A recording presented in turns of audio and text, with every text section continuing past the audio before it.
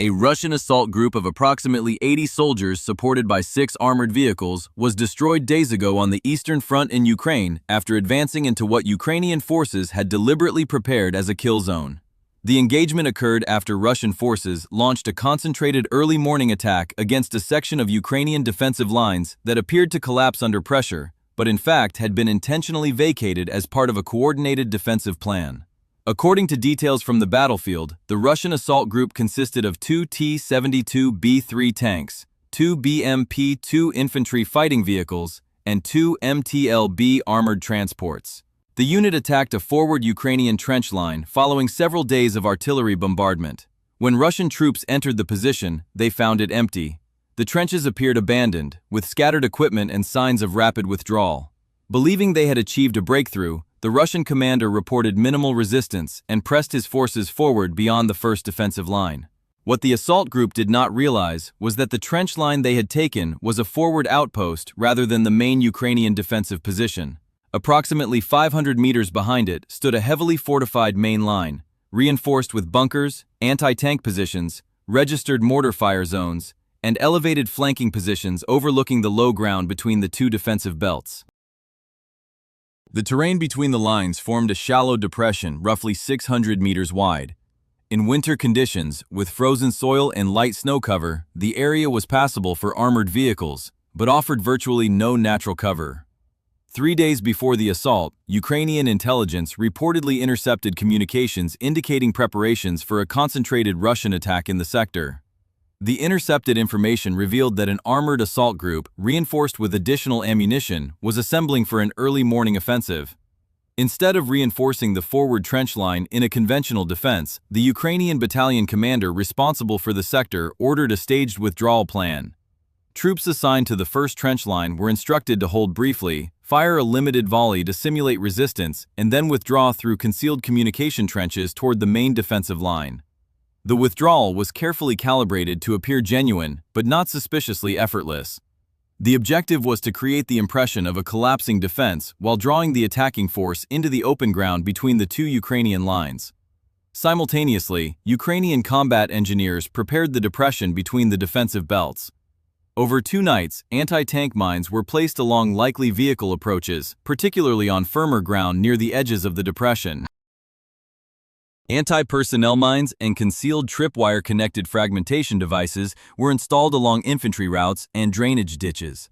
Remote detonated explosive charges were positioned at the northern and southern entrances to the depression, intended to seal the pocket once the assault group advanced fully inside. On the flanks overlooking the depression, Ukrainian anti-tank missile teams occupied reinforced positions with clear fields of fire. FPV drone operators established pre-planned flight routes into the area. Mortar teams on the main line registered their weapons on pre-selected target points across the entire depression. Sniper teams positioned themselves on elevated ground covering likely approaches. All participating units were briefed in advance and coordinated for precise timing. The Russian assault began at approximately 5:20 in the morning, following a 30-minute artillery barrage on the forward trench line. By the time the barrage lifted, Ukrainian troops had already withdrawn to the main defensive line. Russian tanks advanced through destroyed wire obstacles and overran the empty trenches. Infantry dismounted and spread through the abandoned positions. Reporting what appeared to be a successful penetration, the Russian commander ordered the unit to continue forward into the open ground beyond the trench line. As the armored column moved roughly 300 meters into the depression, halfway across the exposed terrain, Ukrainian forces initiated the next phase of the operation. Remote detonated charges at both entrances to the depression exploded simultaneously, creating large craters and blocking the routes the Russian vehicles had used to enter. The assault group found itself sealed inside the low ground, surrounded on 3 sides by Ukrainian positions, and cut off from retreat. What began as an apparent breakthrough had become a prepared encirclement. The engagement that followed would last approximately 2 hours and result in the destruction or disabling of all 6 Russian armored vehicles and the elimination or capture of the entire assault group. This operation highlights the evolving tactical dynamics on the Eastern Front, where maneuver, deception, and coordinated use of drones, electronic warfare, and pre-registered artillery fire increasingly define engagements. Ukrainian forces did not merely repel an attack in this case. They shaped the battlefield in advance, turning a perceived vulnerability into a controlled trap that would decisively alter the outcome of the assault. Seconds after the remote charges detonated and sealed the entrances to the depression, Ukrainian anti-tank missile teams on both flanks opened fire in a coordinated strike.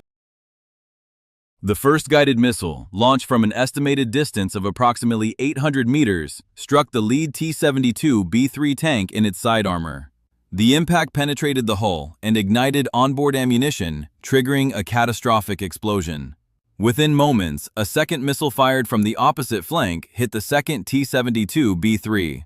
The crossfire came from angles the tank crews were not oriented to defend against, as their turrets had been scanning forward toward what they believed was the primary threat axis. Both tanks were destroyed within seconds. Almost simultaneously, Ukrainian FPV drone units launched pre-positioned drones into the depression. The drones targeted the two BMP-2 infantry fighting vehicles, striking their thinner top armor. One BMP detonated immediately as internal ammunition ignited, scattering burning debris across a wide radius. The second BMP was disabled, smoke pouring from its engine compartment as crew members evacuated under fire. At the rear of the column, the two MTLB armored transports attempted to reverse toward the blocked entrance points. One vehicle drove onto an anti-tank mine, which tore off its track and overturned the vehicle. The second MTLB veered off the main route and became immobilized in softer ground near the edge of the depression, its crew abandoning it on foot. Within approximately 5 minutes of the initial detonations, all 6 armored vehicles supporting the assault group were either destroyed or rendered inoperable. The roughly 80 Russian soldiers were left dismounted in open terrain, confined within a 600-meter-wide depression surrounded by elevated Ukrainian positions. Machine gun teams from the main defensive line and the flanks opened sustained fire, creating overlapping fields of fire that covered the entire area. Ukrainian mortar teams, operating from pre-registered positions, began delivering indirect fire onto pre-planned target points. Drone operators provided real-time adjustments, observing Russian troop movements from above and directing fire onto clusters of personnel attempting to regroup or seek cover. According to the operational account, mortar rounds fell with high precision, striking soldiers who attempted to lie prone in the open or move toward drainage ditches that crossed the depression. The drainage ditches, which offered the only apparent terrain depressions, had been mined in advance. Anti-personnel mines and concealed tripwire-activated fragmentation devices detonated as Russian soldiers attempted to use them for cover. Several explosions were reported along these lines, turning potential shelter areas into additional casualty zones. FPV drones continued to operate throughout the engagement, targeting small groups attempting to organize defensive positions behind disabled vehicles or makeshift barricades. Thermal imaging capabilities enabled operators to identify movement and differentiate between active and motionless heat signatures. Mortar fire and drone strikes were directed against identified survivors who attempted to remain concealed. The Russian assault group commander reportedly attempted to call for artillery support, including smoke cover and suppressive fire against Ukrainian flanking positions. However, Ukrainian electronic warfare units had established jamming across multiple frequencies. Attempts to communicate on primary and backup channels were unsuccessful. Satellite communications reportedly failed as well, leaving the unit isolated inside the sealed pocket without external fire support or coordination. The engagement continued for approximately 2 hours.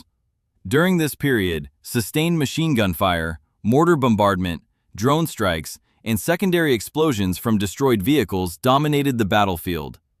The temperature was reported at -9 degrees Celsius. Wounded personnel exposed in the open terrain were subjected to freezing conditions while under continuous fire. After resistance diminished, Ukrainian assault teams advanced from the main defensive line to conduct a systematic sweep of the depression. Moving in coordinated fire teams under drone overwatch, they secured the area vehicle by vehicle and position by position. Surviving Russian soldiers were either killed, captured, or surrendered during this final phase. According to the operational summary, approximately 45 to 50 Russian soldiers were confirmed killed. An additional 20 to 25 were wounded and captured. Between 5 and 10 surrendered before the final sweep, emerging from behind destroyed vehicles with hands raised. The Russian captain who commanded the assault group was found dead near his destroyed BMP, reportedly with his radio still in hand. No members of the assault group returned to Russian lines. Material losses included 2 T-72B3 tanks, 2 BMP-2 infantry fighting vehicles, and 2 MTLB armored transports, all destroyed or disabled. Additional losses included personal weapons, communications equipment, and ammunition carried by the unit. The elimination of the entire assault group occurred within a single engagement, lasting roughly 2 hours, from the initial detonations to the final clearing operation. The destruction of the assault group carries operational and strategic implications beyond the immediate battlefield losses. In material terms, the engagement resulted in the elimination of 2 T-72B3 main battle tanks, 2 BMP-2 infantry fighting vehicles, and 2 MTLB armored transports. In addition to armored platforms, the unit lost small arms, communications equipment, ammunition stocks, and other field gear carried into the operation. The armored vehicles represented assets that require significant logistical preparation, trained crews, and maintenance resources before deployment to the front. Personnel losses included approximately 45 to 50 soldiers confirmed killed, 20 to 25 wounded and taken captive, and between 5 and 10 who surrendered during the final phase of the engagement. Among the dead were the assault group commander, a captain, as well as 2 platoon leaders and several experienced non-commissioned officers. The removal of leadership elements at company and platoon level represents a loss of trained command personnel that cannot be immediately replaced by new mobilization cycles. Ukrainian officials involved in the sector characterized the operation as a coordinated defensive maneuver designed not only to repel an assault, but to shape the tactical environment in advance.